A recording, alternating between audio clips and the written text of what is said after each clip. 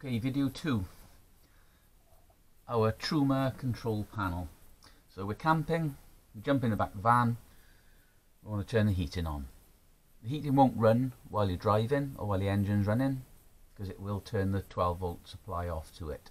So when we're camping, jump in the back, first thing we're going to do, we're going to turn the 12-volt supply on. No LED, so it's off.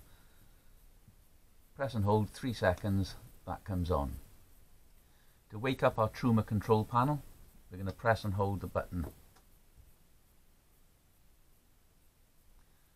So we're holding the button, the panel's lit up, and it's flashing the camper van sign. Press it again just to get it back on the camper van sign, because it will time out. We can turn the button to water control, electric gas select, or vent. We've also got timers, won't go into that at this moment.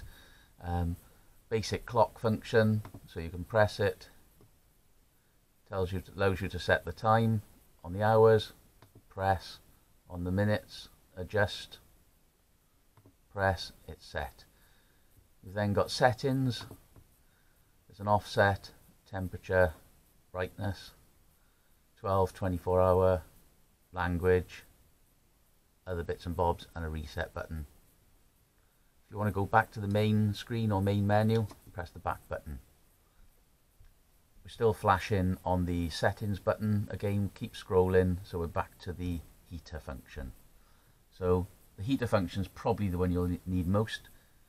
When it's flashing, press it. It's currently telling you the heating is off. If we turn the dial, you see it's brought up the little gas signal. So we can set it to whatever temperature we want. It's fairly accurate. The sensor is by the door, so if you open the door and leave it open, it will sort of kick in quite quickly. But let's say we wanted it set at 20 degrees. We tend to have ours about 20 degrees in the sort of evening time. But maybe for bed we might leave it on about 16 or 17, just so that it's not boiling in the van, but comfortable temperature. So set it to whatever temperature you want, press the button, and it's now set the heating.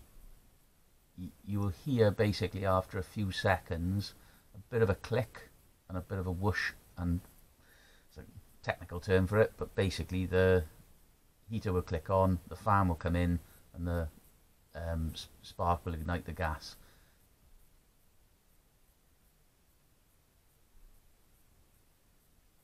So it's telling us that the fan is on, basically heater's on, we're on gas only, and we've got level 1 on our fan. Let's wake up the heater again by scrolling out of there and go into fan. It's set on eco.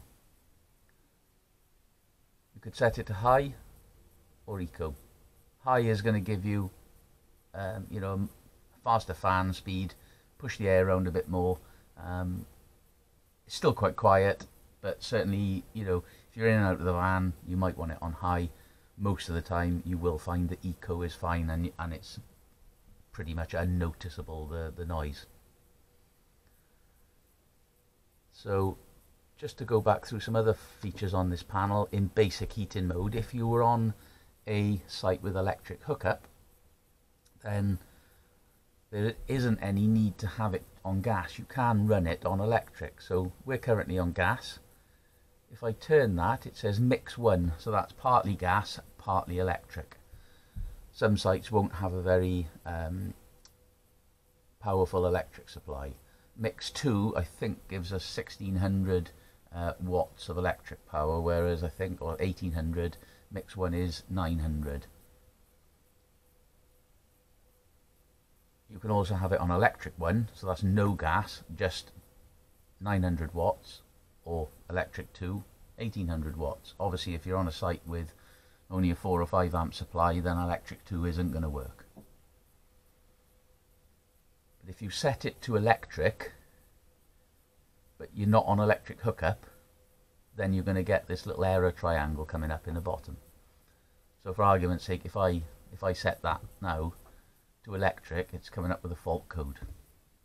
I'm not going to bother trying to find out what that fault code is, but I know pretty much because what I've pressed that fault code is telling me that I haven't got an electric supply to the heater, which I know because I haven't got the hookup plugged in. So we'll go back out to that, press that, turn it back to gas, and if it's not a proper fault, just a user error, then that triangle should go out. So that's basically your heating functions. Whilst the heater is on, if you find that it's a little bit warm, all you do, literally just press your button with it on the van heater, press it again, brings up the temperature, just dial it down. However, it only recognises that temperature once you've pressed the button. So you do have to press the button to set that temperature as the default. So when you select anything, if we were to select the fan speed, it's on eco.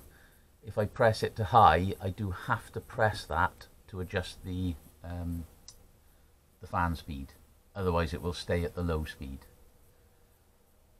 If I want to completely kill the panel, we're finished camping, we've got hot water on, we've got everything on, then you can go in individually and basically select the camper van sign, press it, turn that all the way down till it goes to off, then press the button.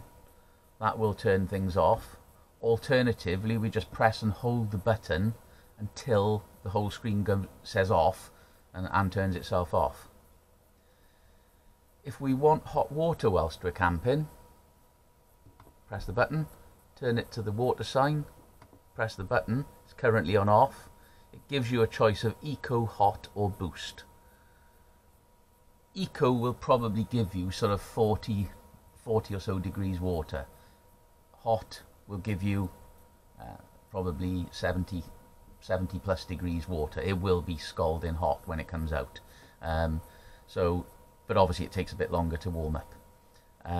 Eco is fine if you just want a quick shower and you don't want it to be too warm. If you want to wash dishes without adding some water at the kettle, then to be honest with you, eco isn't hot enough. But if we want to turn the water on, we've got to make sure the boiler has got water in. But basically, if we're going to set the temperature, put that on, turn it to eco or hot, press that. Now you've got these two signs flashing in the top. So that means they're both on.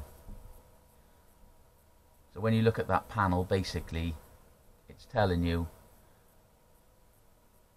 we've got 2 levels of fan, we're on gas, hot water's on, and the heater's on. But to demonstrate the sort of shutdown function, press and hold, 3 seconds, turns off. There you go. Everything's killed.